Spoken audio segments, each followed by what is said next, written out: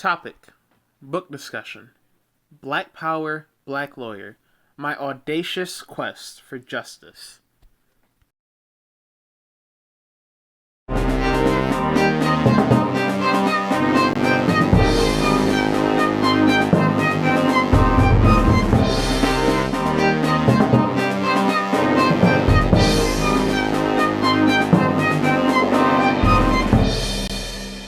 So when the rebellions came after the assassination of Dr. Martin Luther King, I decided I wanted to be part of the movement. But the movement I chose to be a part of was going down to 7th Street at that time here in Washington, D.C., in the office of the Black Panther Party, where it was at that particular time, and went to the political education classes, helped them sell Black Panther papers on the streets downtown. And this was in my teenage years, maybe around 15, 16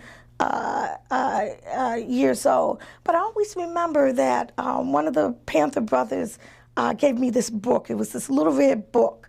It was Chairman Mao's book. And I was just so honored. Oh my goodness, thank you so much for this. When do I need to return it? And he very glowingly said, when you have internalized his teachings, my sister. And, that just did me because, as a young teenager and all the dudes were fine and all that.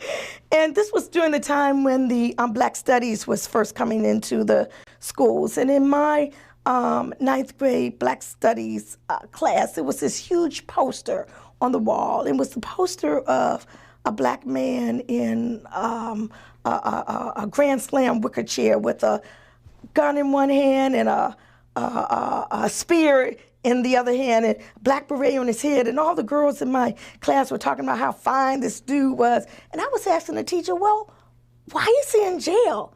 And why is the leader of the Black Panther Party being represented by white lawyers? Sure, they were progressive lawyers and radical lawyers, but why is the leader of the Black Panther Party represented by whites? Where are the black lawyers to represent the Black people? And from that moment on, I knew that I wanted to be a lawyer. I wanted to be part of that process of helping to represent the Black people, quote unquote, in helping to combat injustices in society. So professionally, that is in fact what I did. When I graduated from law school, my first act was actually to get arrested in front of the South African embassy in protest of the continued incarceration of Nelson Mandela and the continuation of apartheid in South Africa. I was in good company. There was Dick Gregory, there was Jesse Jackson, but that momentary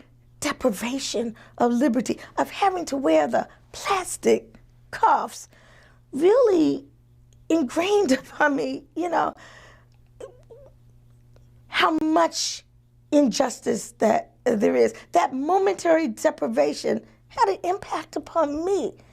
People who are tried and convicted of criminal offenses, does it take 10, 15, 20, 25, 30 years for them to learn a lesson? The sentences that are meted out today are just so grossly disproportionate to the offenses that were committed, if in fact they did commit the offenses. There's so many people who are out there who are actually innocent of the offenses that they have been convicted of. Many people have been actually really forced, and I have to say it in that word, forced to plead guilty because they are facing such horrendous time that if they take the chance and go to trial, that they might, in this white supremacist system that we are confronted with, they might end up spending much more time behind bars, warehoused behind bars, than they might have if they had accepted the plea. So that's one of the reasons why also that I wanted to work in the area of criminal justice reform, sentencing reform, and seeking to educate people to Jim Crow justice, what I call it, and many of the abuses that go on in the system under the guise of white supremacy.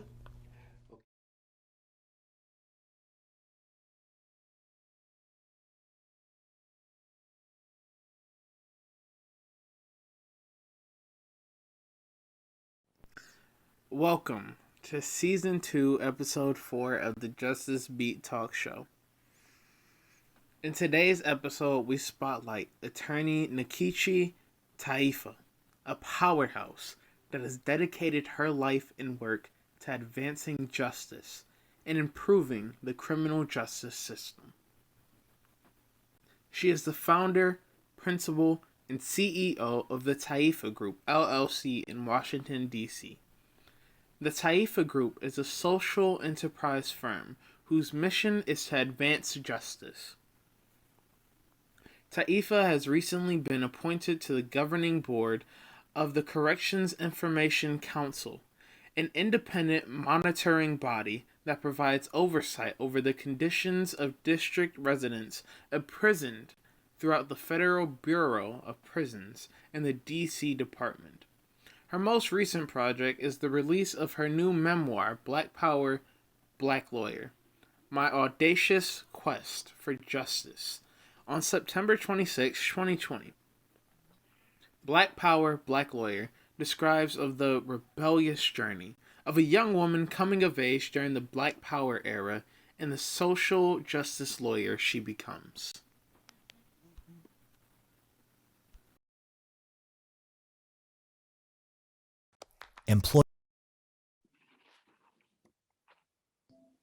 Well, good morning, Justice Beat listening audience and our family on Real STL News. Welcome back for another episode of the Justice Beat Talk Show. My guest today, attorney Nkechi Taifa, is with us to discuss her recently released memoir, Black Power, Black Lawyer, My Audacious Quest for Justice. Welcome, Taifa, Miss Taifa, in the house on Washington, D.C. Hey, my sister, how you All right. doing? I am good, girl. You know, it's been a minute. Thank you It's so been much a for minute. inviting me. Yeah. Well, I thank you for agreeing to be with us today. I just for a little bit of an introduction, I have always admired your work. Oh. And when I worked in DC and got a chance to participate in the Justice Roundtable, I was like, this sister here got over 100 organizations a part of this roundtable, and they were doing it. And the Second Chance Act, my God, just, you know, this is a treat for me. So thank you. Thank you so much. Yes, indeed. All right, so we're not going to take up a whole lot of time with the intros and going down memory lane, because I want you to have an opportunity to showcase your book and to do some reflecting and sharing with our audience, and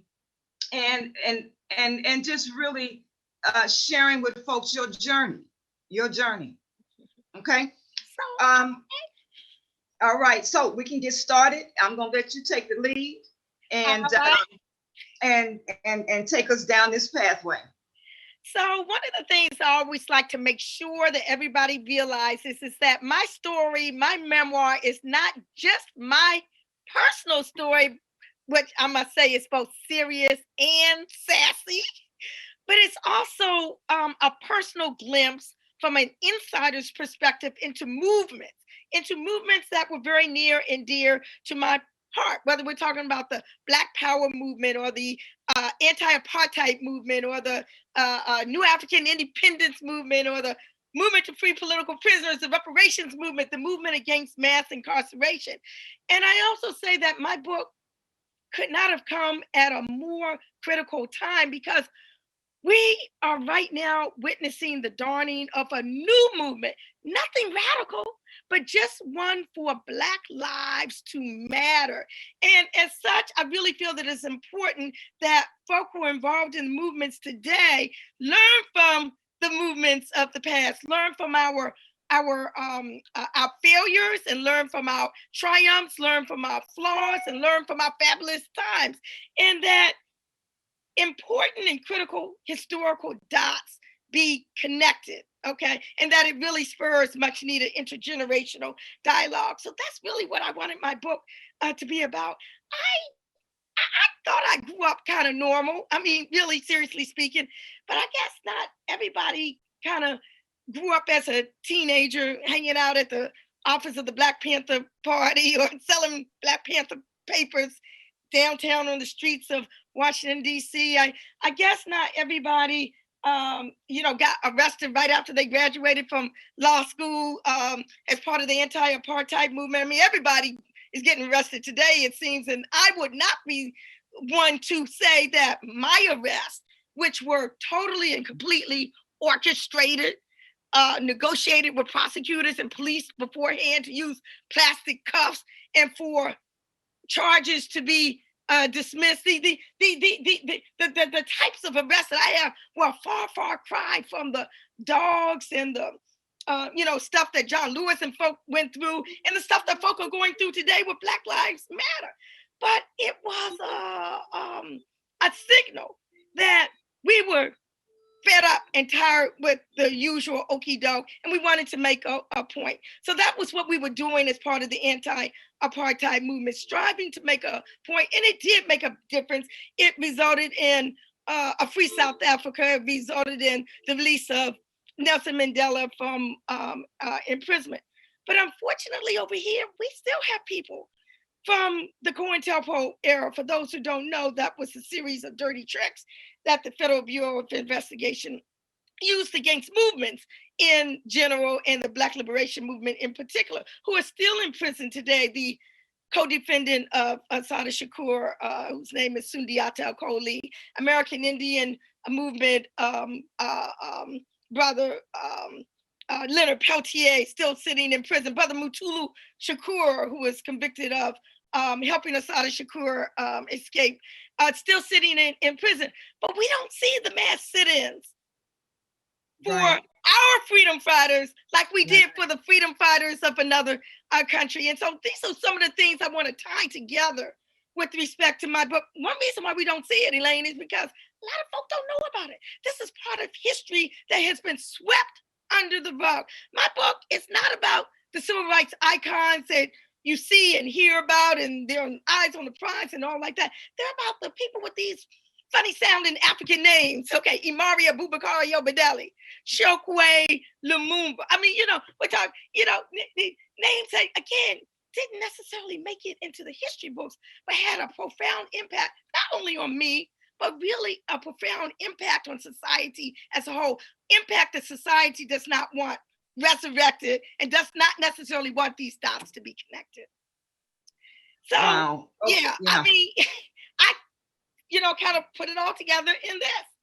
Black Power, Black Lawyer. Not everybody who is part of the type of politics that I was grew up with as part of the Black Liberation Movement ended up going to law school and becoming a lawyer. Why did I do that? I did that because I wanted some of the things that I was talking about 40 years ago, such as reparations, such as political prisoners. I wanted these things to be listened to seriously, as opposed to being swept under the rug. And one way, as we know in society such as this, one way to get things listened to seriously is if they think you have some kind of credentials behind, your name. So that's one of the reasons why I decided to go to law school. So I would begin to be taken seriously, and I am. Now, the issue of reparations, we're talking about mainstream, kitchen tabletop, dinner table conversation. Right. You would not have believed that during the time when I was a teenager running around talking about these things. You have 2020 candidates who are, running for the ticket saying, oh, well, if the legislation is passed, I will resign it if I am president. So we are in a new day and we are in a new time. And again, my book, Black Power, Black Lawyer, connects these dots. So I'm glad you brought us to the point of a new day and new time. And you and I had we went live, and I couldn't help but think about then and now. What is the major difference you're seeing in terms of the Black Power movement and the Civil Rights movement, and now what makes it so? What are the similarities and or differences? I think that is an absolute excellent question, because when I look back and analyze it, I would say one of the most critical differences has been technology. Okay.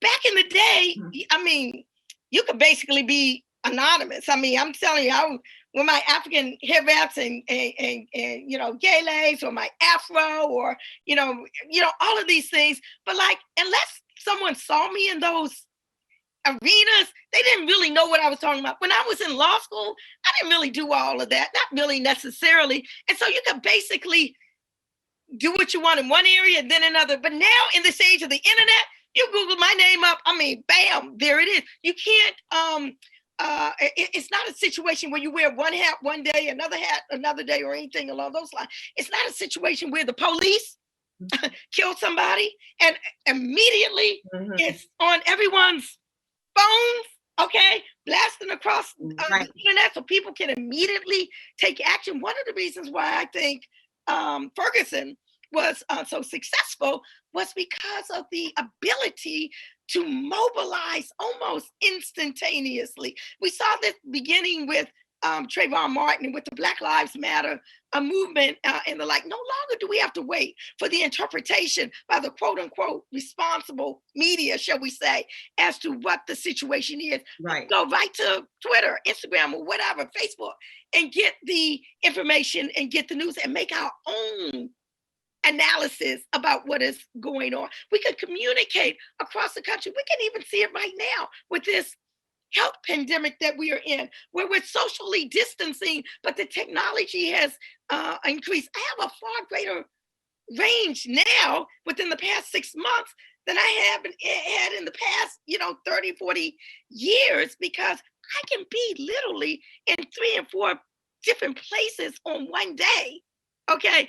West Coast, in mid-America, East Coast, internationally, and it's because of technology. So what do we need to do? We need to do what we can to make sure that the advent of this technology is used in our benefit and not to our detriment, because there are pros and cons to each side. As a result of this increase in technology, the increase of surveillance is there. I mean, there was surveillance back during the 60s and 70s. I talk about it in my book, the COINTELPRO and the like, the secret tricks, the dirty stuff that the FBI did, the spying and all that. Well, now with the increase in technology, that's has the potential to even escalate even further. So we have to figure out how we deal with this balance. How do we deal with the balance with building movements, okay, with the current technology as it is, but to make sure that we don't fall into the same derogatory issues that we fell into, yesterday.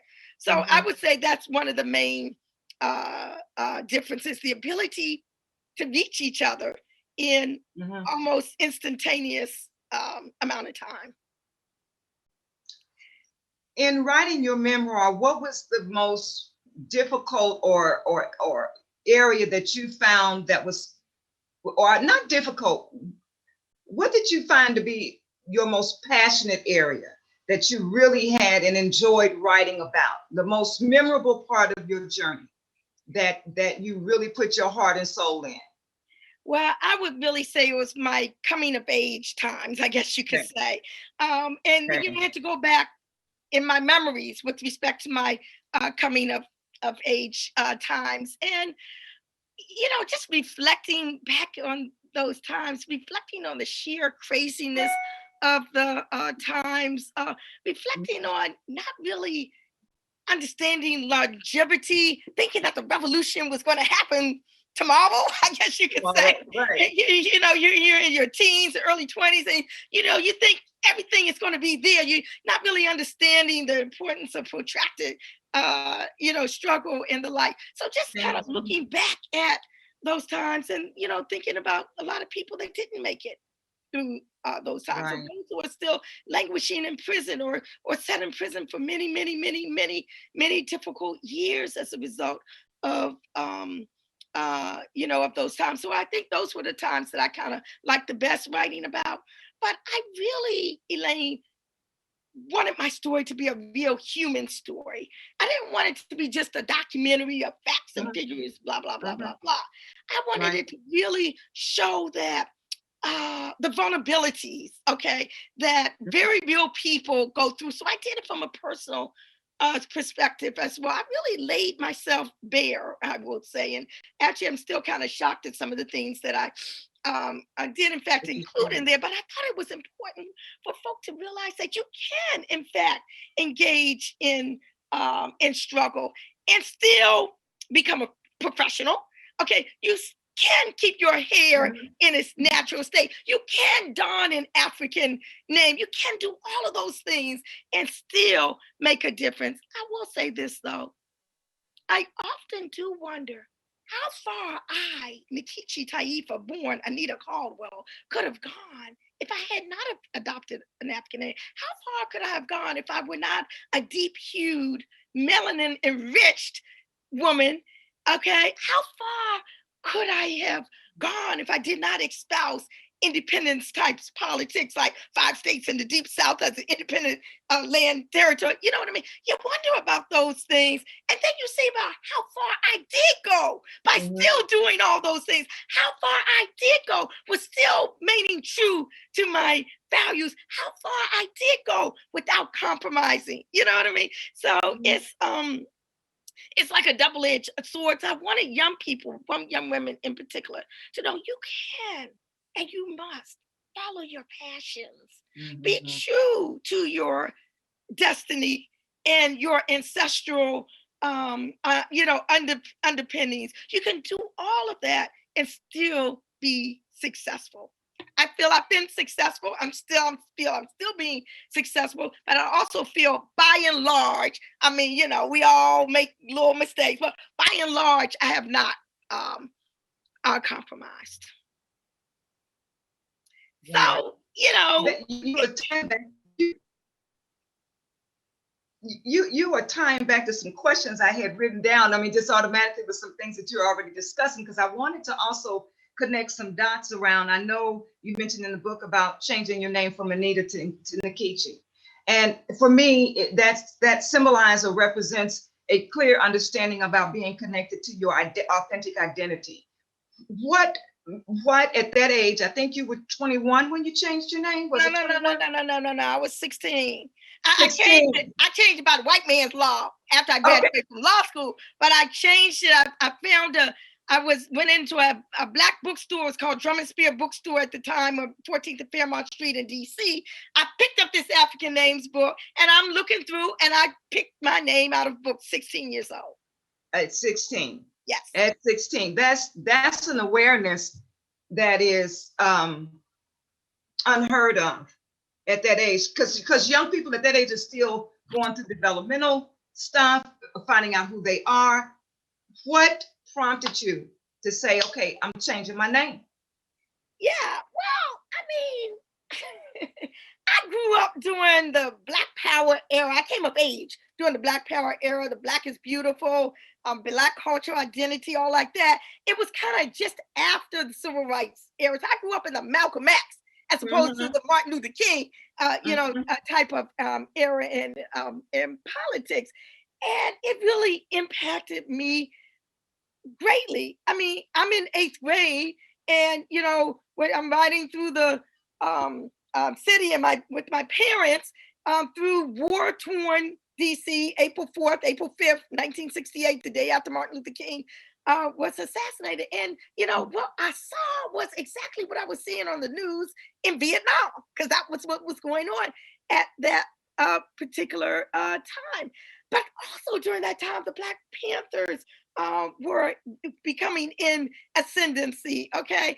And, we're talking about this violence versus nonviolence. And here you are, you have the king, no pun intended, king of nonviolence being assassinated. And then you wonder, okay, well, maybe we need to look at what Malcolm X is talking about by any means necessary, etc. So I became imbued within those politics. And I remember, and I put this in my book, I'm sitting in front of the black and white television set in my family's living room. Back then, you only had 1 or 2 TVs in the house.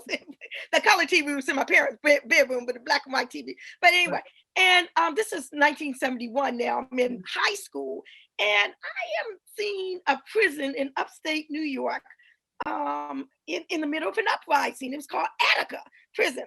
4 days, September 9th through 13th. I remember it vividly because all up and down the East Coast, it was raining. I mean, it wasn't any normal type of rain. I mean, it was raining.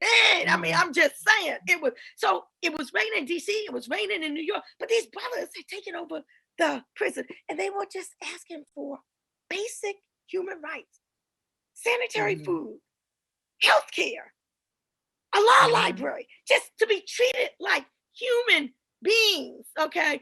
And the state of New York totally disregarded their calls for human treatment and basically stormed the facility, despite the fact that it was 4 days. It was raining. It was muddy. They might have just given up, but instead they stormed it and all killed over 40 people, including the guards that were being held as hostages. And then the state lied and said there was the brothers that slit the guards' throat. And that was a lie, just like it was a lie with Fred Hampton and Mark Clark in Chicago, Black Panthers who were murdered in their sleep. So, I mean, it was things like this that left deep imprints on me. I began by poetry. I wrote poetry about these things. I, understood that our last names, Black folk, by and large, were not really our last names. They were the last names of our former slave owners. Okay, and so it wasn't a big lift for me to look in that African names book and say, okay, I'm going to pick me in an African name, and it stayed with me ever since. So these are the things that moved and grew me, that motivated me, and actually made me into the person I am today. But I always was an inquisitive person. On my 8th grade Black Studies classroom, there was a poster with a Black man with a beret on his head, with a gun in one hand and a rifle in the other hand and a spear in the other hand, sitting in a Grand Slam wicker chair. And all the girls, all my classmates were talking about how fine this brother was. And I was saying, well, why is the head of the Black Panther Party in jail? And why is he represented by white lawyers? I asked my teacher, where are the Black lawyers to represent the Black people?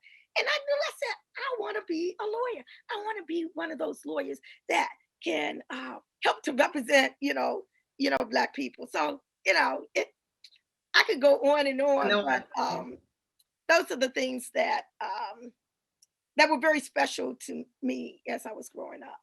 Okay, great. This is a good segue into our commercial break. When we return in segment 2, Nkechi, I want to get your perspective today on what we're seeing in terms of COVID-19 and its impact in the jails and prisons. I know through my work day to day with the ACLU that I'm seeing complaints out the wazoo, and the lack of care and treatment in that area, and what your thoughts are about how those same conditions of confinement have been elevated and even more so revealed in this time of COVID-19.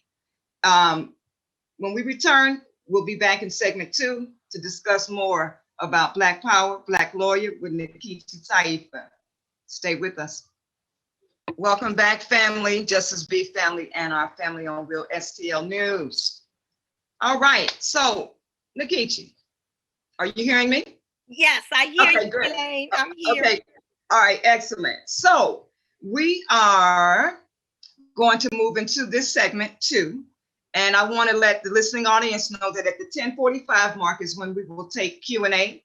So get your questions prepared, and we would love to have you take some time to get some of your burning questions answered. So now I want to bring us full speed because from what I know about you, Nkechi, my experience with you centered around the justice reform space where you have had tremendous impact. And I think that it would be great to kind of get your perspective as an attorney, as an advocate, as a powerhouse, this whole COVID-19 and its impact in the jails and prisons. These men and women who are doing time were not sent there to die. And it is an atrocity to see what is happening.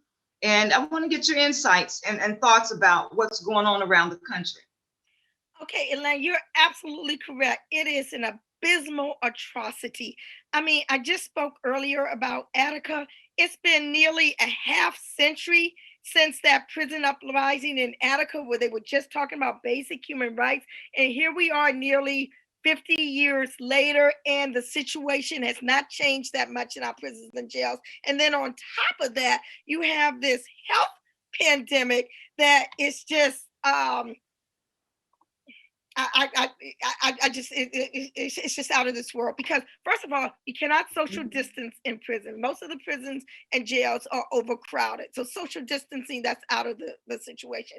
It was a time when the pandemic first started, you could not get hand sanitizer in prisons and jail. Why? Because it was contraband as a result of the alcohol content within the hand sanitizer. You had a situation where you have brothers and sisters in prison cutting up their underwear to put around their nose and their mouth because there were no masks. Okay, there was no personal protective, equipment. So it's like, oh, excuse me. And then because of the situation, family visits were cut off. All of these things also combined so that you didn't really know a whole lot about what was going on behind bars with respect to this pandemic, other than contraband video from cell phone footage that was sneaked out of prisons at prisoners' very grave risk to let us know what was going on. And some of what we saw, oh my God, it's just unfathomable. Prisons and jails, the carceral settings are the number one hotspot within the top 10, and more recently within the number one hotspot of coronavirus infections and deaths. But you don't hear a whole lot of folk talking about it. Just last week, Elaine, there was supposed to be an oversight hearing in the House of Representatives House Judiciary Committee, an oversight hearing by the Bureau of Prisons, the Federal Bureau of Prisons. And guess what? The Bureau of Prisons said that they were not going to send a witness. They were not going to allow the director of the BOP to come to Congress in the oversight hearing to testify. Why? Because he said that the Congress people were rude to him the last time he testified in June. Can you absolutely believe that, Joogie Boogie? I mean, a body that's supposed to oversee what is going on, okay? And then the federal government, the Federal Bureau of Prisons, thumbing its nose at that oversight body. We got to have some kind of accountability, around here. So you're having not just prisoners, there are also many guards have passed as well, because prisons are not isolated communities. They are in and out. People going in and out all the time. I'm not talking about the guards. They don't sleep there. They going back home to their families and their communities, and then bringing the virus from their families and the communities back into the closed carceral prison and jail setting. And the brothers and sisters inside are getting infected. So what is the response? The response is, okay, we're going to just lock everybody down. Yeah. But what do you think that formats? I mean, it's not a good situation, and many more people need to be paying much more attention to it. Which probably needs to be elevated to more of a public health discussion, as opposed to letting it just languish as if it's isolated over here. Because when you have that in and out situation, you're talking about a public health concern. Absolutely. That needs to be addressed. Okay. Absolutely. So with the Justice Roundtable, we've been calling for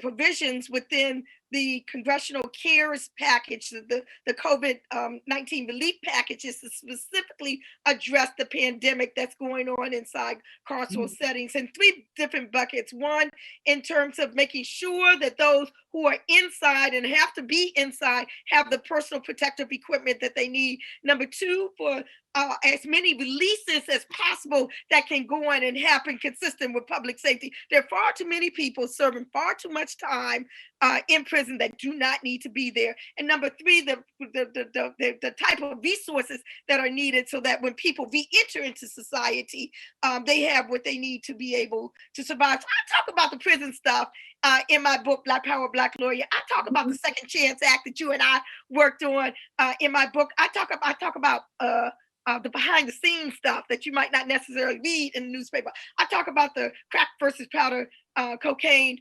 issue and my fight for that disparity in penalty between crack and powder cocaine to be eliminated. My fight lasted almost nearly 20-year fight, transforming 3 different organizations I worked with, whether it was the ACLU, whether it was the when I was at Howard University Law School teaching, or whether it was with the Open Society Foundations and the Justice Roundtable. And finally, in 2010, that law changed, but we still got buku problems. So I talk about the law and my involvement in it. I talk about the Black Power era, which led up to where I am today, and I talk about like the intersections between both of them. Right.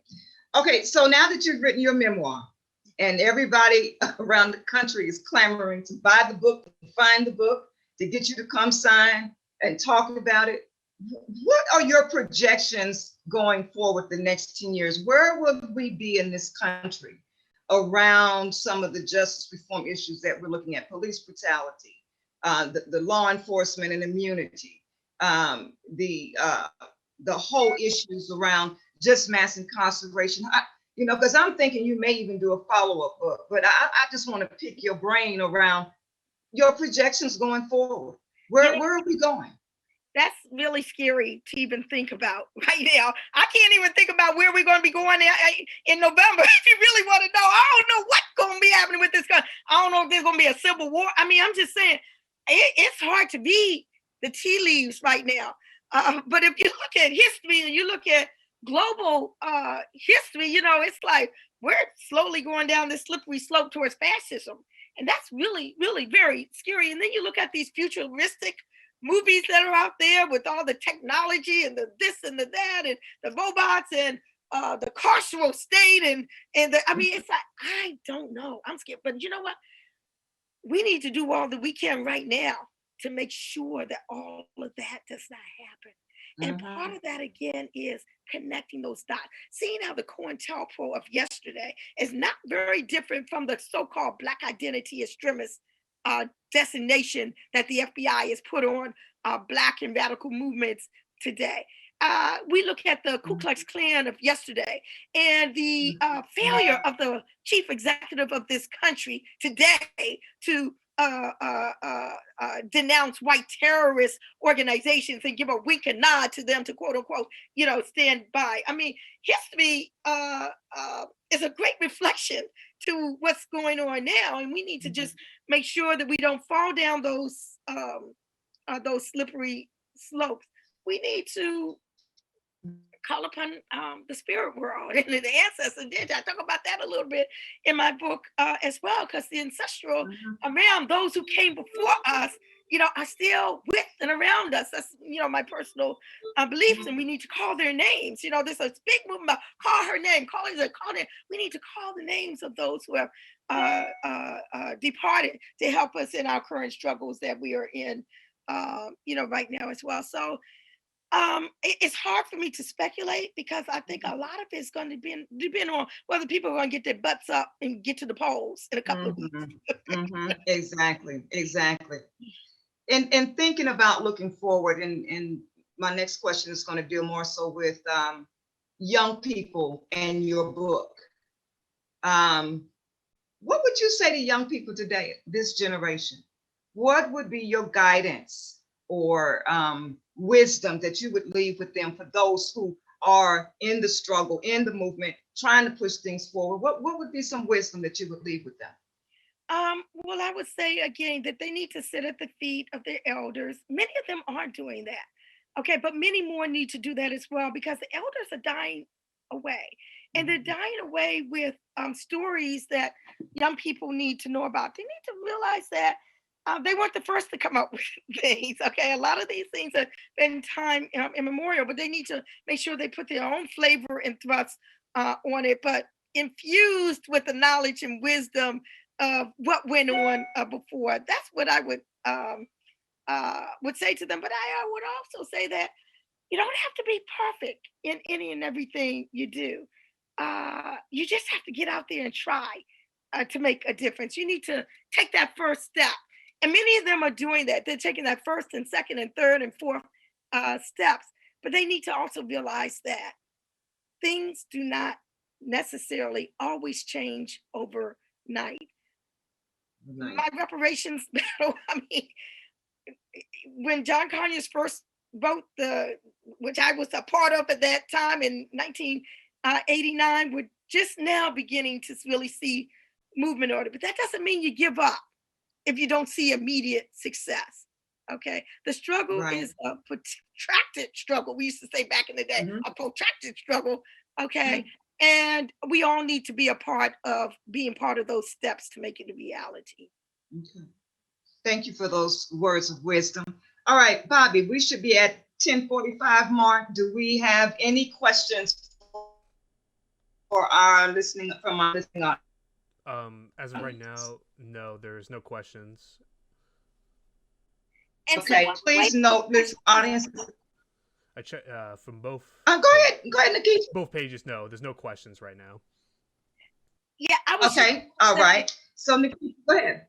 Yeah, I was just going to say that one of the things I want people to know is that, and I started to touch on this earlier, and I think I went off on a tangent, but my story is not all politics and struggle. Okay, it's a very human story as well, with frailties, with issues, with failed relationships, with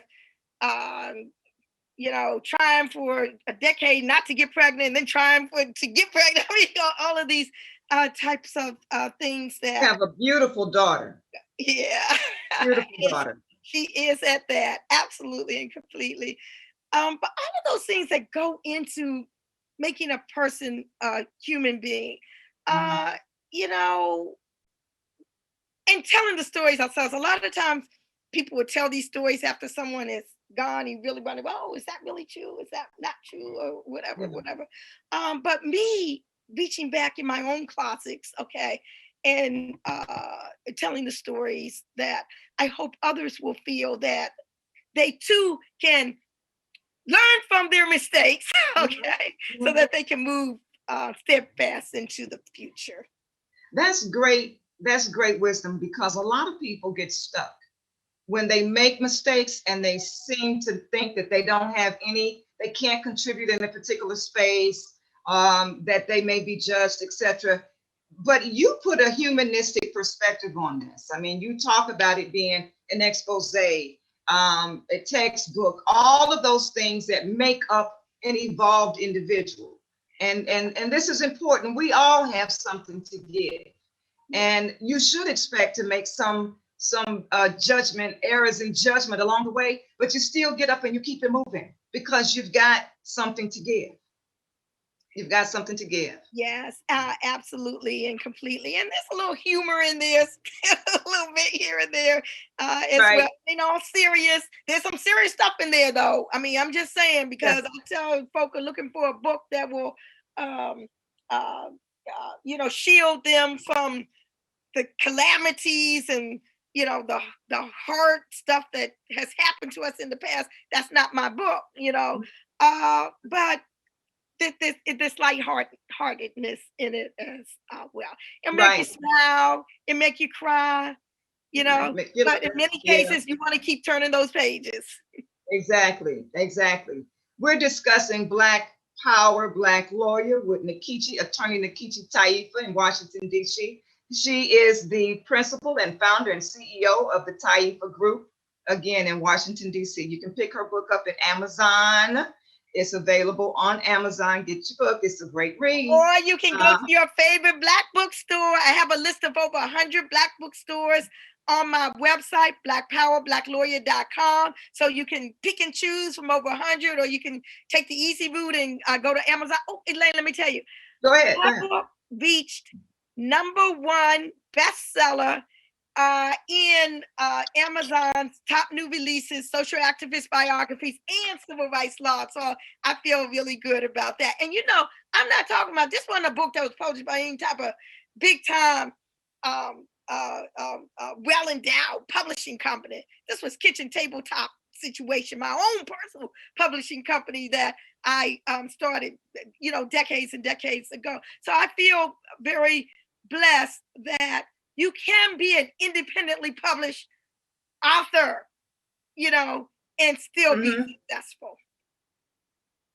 Right. Congratulations to you. Kudos. Number one. All right. All right. That is great. That is, I am excited for you. And you did it independently.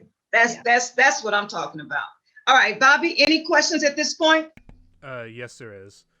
So this one, this comes from Kayron Denise, and she asks, "Are you aware of ongoing community MTGS by AA lawyers to educate our population?"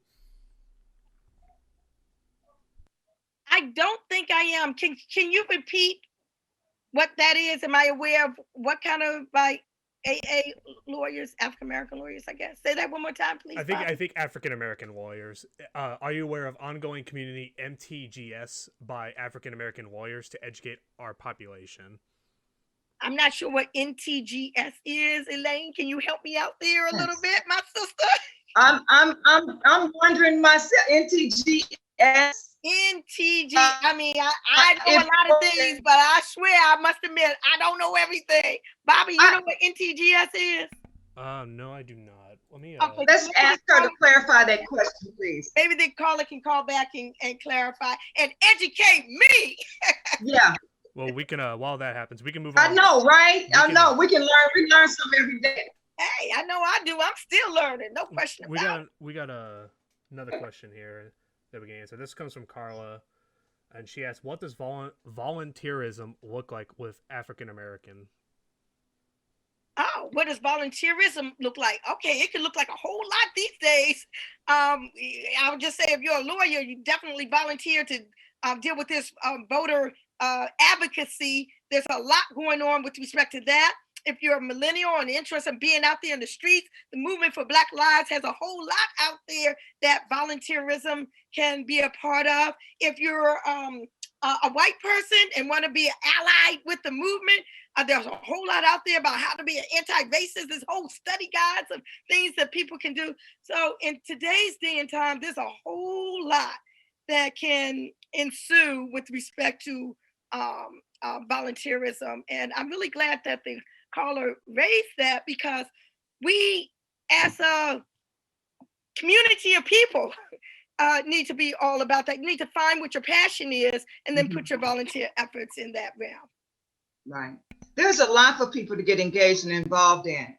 And, we're not a monolithic people, so we can't expect, because you're doing one thing, somebody else ought to be doing what you're doing. There's a lot of ways to get involved and contribute to this movement. Absolutely. Okay, thank you for the question. Okay, so we got clarification about what the MTGS meant. It was about meetings. So the person asked, "Are you aware of ongoing community meetings by African American lawyers to educate our population?" Okay, MTGS meeting. Okay, I thought you said N. Yeah. Yes. In fact, there is a conference next weekend, National Conference of Black Lawyers.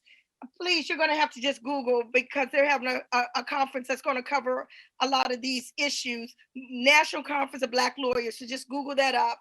There's also Lawyers for Black Lives. That's part of the Movement for Black Lives movement. It's called Lawyers for Black Lives. They have loads of different toolkits and things along those lines that new lawyers, veteran lawyers, legal activists, political activists, legal workers can be involved with, and specifics with respect to resources. So you can look at that, Law for Black Lives, L, the number 4, Black Lives, or something along those lines. It will come up. So those are the things that, Elaine, you might have some more in terms of that lawyers might be able to engage in, but those are two that come off the top of my mind. Also, National Lawyers Guild, I'm participating in their movement lawyering convening at GW. That's going to be this week. Everything's online now, so that'll probably be online. It's called George Washington University National Lawyers Guild movement lawyering convening. Oh, and also there's going to be this big pre-law conference, Evangeline Mitchell of the movement Shaker behind that. I'm going to be one of the keynote speakers. That's going to be in, I think it's in November. Some of the stuff is on my website, blackpowerbblacklawyer.com, on upcoming events or speaking engagements, something along those lines. I kind of keep my list up. Elaine, do you want to add anything else?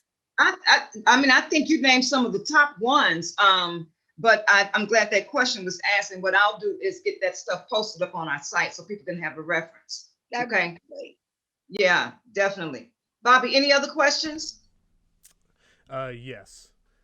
This one comes from China, and she asked, how can we hold businesses responsible for allowing racial discrimination, allowing other patrons to spew disrespectful hate speech and not be removed? Okay, well, this is something for Law for Black Lives, National Conference of Black Lawyers. We need to sue their butts. Okay, but you know, in this age of technology, we can document and record things.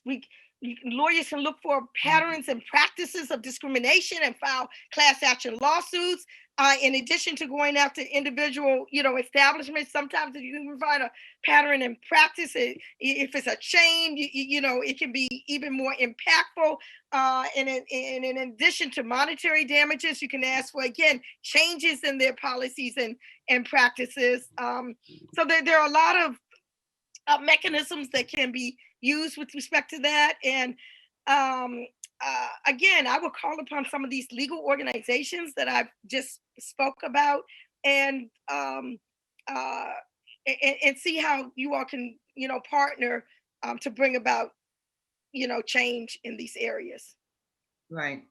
And that's, I'm glad you brought that up because I was recently looking at a Zoom conference where one of the issues that was major was that this current administration, the DOJ, has really pulled back on their patterns of practice investigations. And so I'm wondering, what is your thought on when you have the lawyers out here bringing those kinds of suit, but yet you've got resistance being met from the DOJ from even looking into those patterns of practice suits. And I know it's worth it to do it, but then, what are your thoughts around that? I mean, they're meeting resistance at every level. Mm-hmm. Yeah, well, that's why we need to go to the polls, okay? Because many of the gains that were made, particularly in the Department of Justice and the Civil Rights Division, many of those gains that were made during the Obama administration were completely slashed when the new administration came into being. A lot of the reports around Ferguson and all like that, a lot of things that happened during that time have been obliterated now. So as long as this country is still in a quote unquote democracy, we need to be able to get out there to the polls and vote, because it might be a time when we're not going to be able to do that. It's not going to be an option that's even going to be on the table. And that's why, as someone who grew up in the Black Power era, who might even been saying different things way back then, okay, I see the handwriting on the wall, right exactly. now. We coming into some potentially scary times. Very scary, very scary. Bobby, any other questions? Yes. We have one this comes from Gary, and he would like to know, is Black Power the same as white power? No, period. And I say that because when I think of white power, I think about white terrorism and what's been going on over the centuries, and the lynchings and the Klan and the Proud Boys and the this and the that. That's what I think of when I think of white power. When I think of Black power, I think about Black pride and Black economic independence and Black liberation and pride and power and those sort of things. So when I equate that with and I'm saying that's the first thing that comes to my mind when I think of white power. Maybe that should not be part of it. Also, that comes to my mind is white privilege. Okay, is supremacist type of of attitudes. I don't equate that to what I grew up in as part of the Black Power movement, which was just a sense to try to regain just a little bit of all of that had been taken and stolen from us and stamped out of us from the moment that we were unjustly, kidnapped and, brought over here to be less than human beings. So when I think of Black Power, I think about regaining that humanity. Okay, that wasn't, should be part of what we are. That's not what I think of. White power is not the converse of that. Yeah, excellent definition, especially the part around regaining our humanity, our sense of identity and humanity and self-worth and value. That's excellent. All right, so that's going to have to be our last question, because I want to leave some time, at least the last minute and a half that we have left, for Nkechi to share with us any upcoming events, activities that she's going to be a part of, and how you all can continue to follow and stay connected to her work.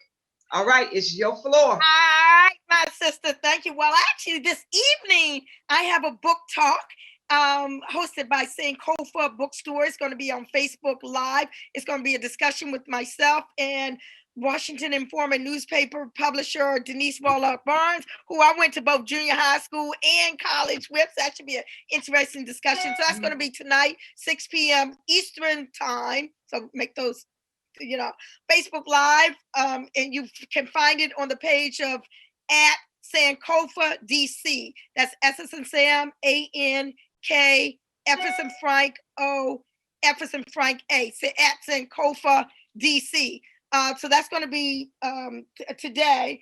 And there are other speaking engagements that I will be involved with that is on my website under either events or upcoming speaking engagements. My website again is www.blackpowerbblacklawyer.com. There's a whole lot of stuff on my website. There are a couple of videos on there, as well. They're great blurbs on the back of my book from Angela Davis, Danny Glover, James Foreman Jr., Nikki Giovanni, Julius Garvey, Wukia Lumumba, Sonia Sanchez, and the likes. You can see those there as well as reviews of the book and blackpowerbblacklawyer.com.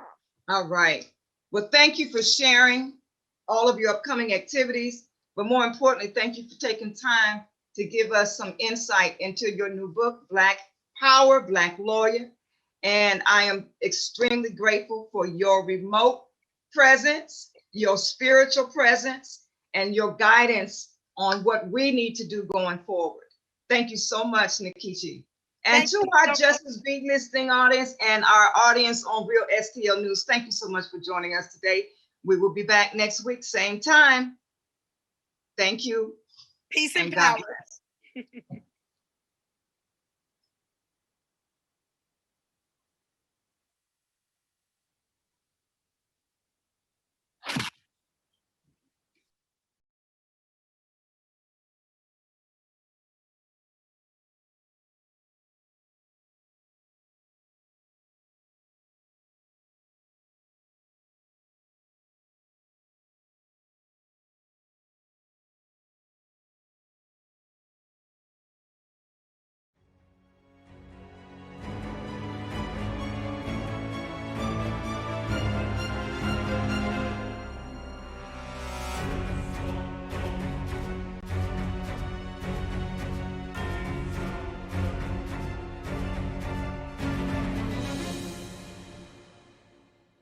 Thank you for listening to the Justice Beat.